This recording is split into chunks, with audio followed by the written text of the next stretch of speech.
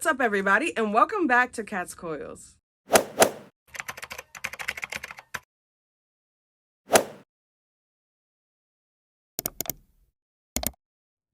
If you are new to my channel, welcome. Thank you so much for stopping by. My channel focuses on DIY microlocks, health, fitness, lifestyle, guys. I'm all about being healthy and just enjoying life. But today's video, as you guys can see in the title, I'm going to be focusing on showing you guys how I install my own mother's microlocks. She has been one to lock her hair for a very long time now, and so I'm so pleased to be able to be the one to install her microlocks. So if you are new and you haven't subscribed and you enjoy this video, please consider subscribing at the end of the video so that you can always be updated every time I post a new video focused on microlocks, health, fitness, or wellness, guys. So without further ado, let's get right into the video, and yeah, let's get started on these microlocks.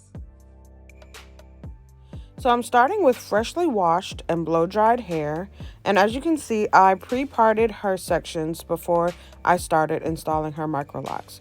So I did not measure her head or anything. I don't have a precise grid, but I do have them sectioned off in squares. And the bottom section, since she had a shorter cut, is parted a little different. So I'm going to be doing 5 locks going vertical and 4 locks going horizontal. You'll see it later on in the video how this back section is parted and locked. But I'm starting with the section above, which is my triangle section, and this section is going to have a row of 4 locks, a row of 3, a row of 2, and then the top one is going to be just 1. That's the same thing on the other side as well. And then there are 2 sections in the middle of these 2 triangular sections. So you'll see this section when I show you guys a view of the back of her head later on. I made sure to take my time with parting each row because this is going to be her permanent grid, and I made sure also not to use any gels or anything like that. I'm just parting with her naked dry hair.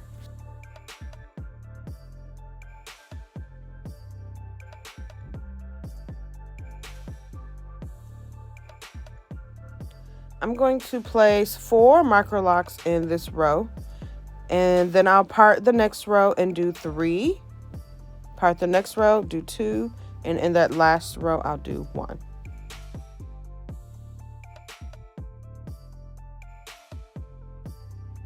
I find it easy to use my microlocking tool to part the hair since this tool is going to be in my hand pretty much the entire service.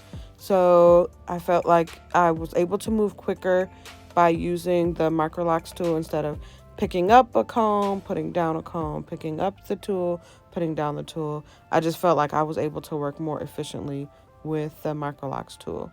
But I am starting her Microlocs with twists. And once I get to the very bottom of each twist, I'm going to braid it just a few times. So I'll twist it pretty much almost all the way to the bottom, and then I'll braid at the tip just to secure the lock and make sure that it stays in place. After I'm done with each row, what I do is I interlock the roots so that she has a nice fresh start with her microlocks journey.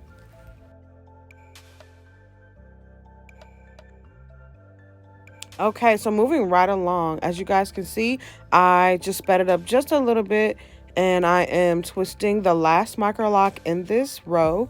And when I'm done with this one, I'm going to interlock this row and move on to the next row.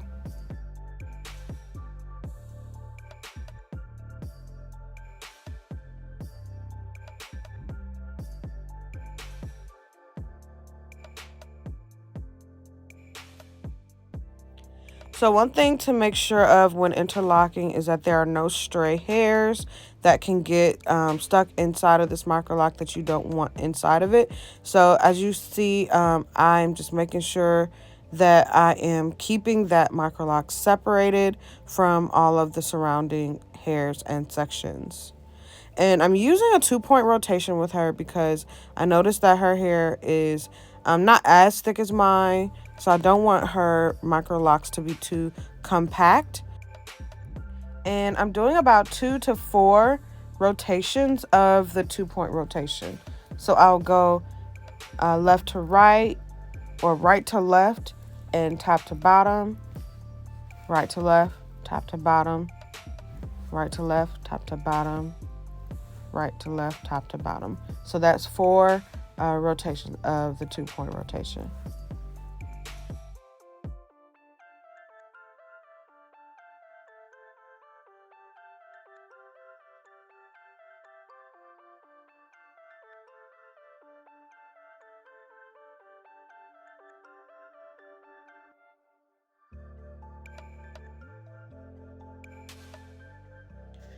Alright, so now the back 4 sections are complete, and also the triangular section on the side and the middle square section. I only have 2 sections left back here, and then I will move on to the top of her head.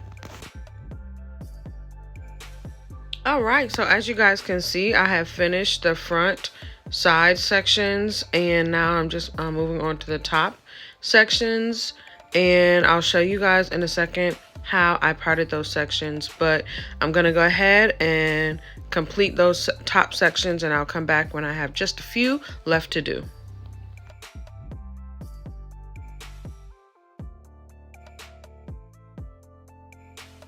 So my method has been the same pretty much, just twisting the section and braiding on the ends. But when I get to the top, I have to use a different method of twisting, as you guys can see. But once I get going, it's pretty cool. It's pretty standard. I twist and then braid the ends. Now, one thing I do want to make sure that I note is that when you are determining how the locks are going to lay, when you get to the interlocking portion of it, you want to make sure that your final interlocking direction, you pull it through so that the lock falls in the direction that you want it to.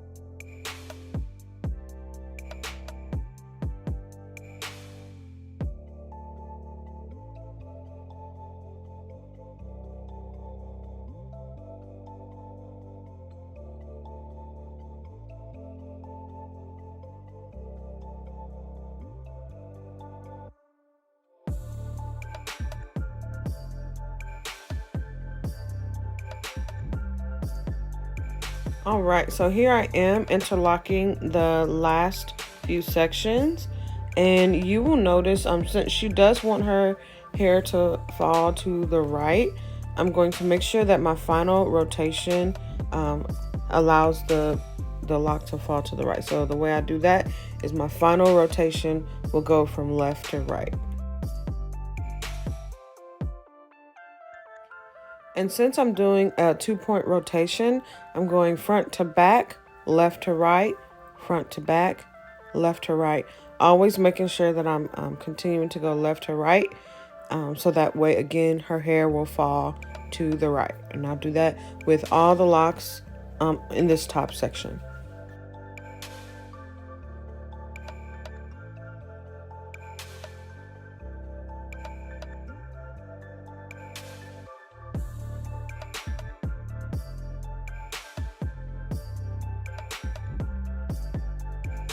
So if you notice, all of the locks are laying toward the right, and that is because my final rotation has always been to the right. Okay, here she is. She's all finished. Her locks are done, and we just finished rinsing all of her locks, and I'm getting ready to take them out. But before I do, I'm going to go ahead and oil her scalp. I'm using the Voice of Hair Elixir oil on her scalp, and I'll use a little bit of it on her ends when I'm done taking out all of her bantu knots.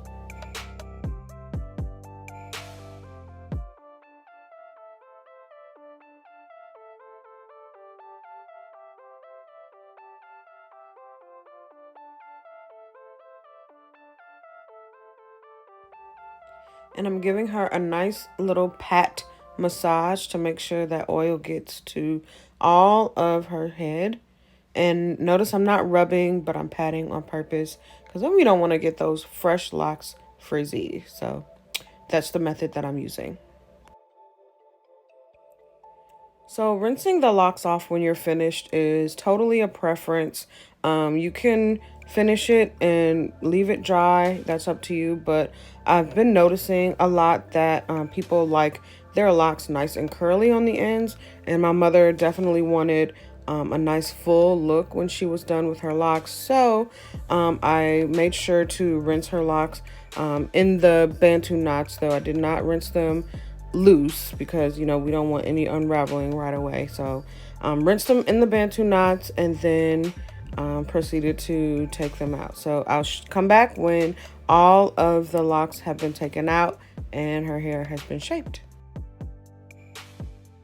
Her locks turned out so cute. We are just both blown away at how these locks turned out. And I mean, I know she's so excited. She's gonna have a hairstyle every day when she wakes up in the morning. I'm just loving the cut, the color, everything. It just looks so, so good. Thank you so much for sticking all the way to the end. If you have not subscribed and you enjoyed this video, please don't hesitate to subscribe and hit the notifications bell so that you are updated every time I post a new video on either my journey or now my mother's journey. Thank you so much again for watching, and until next time, bye.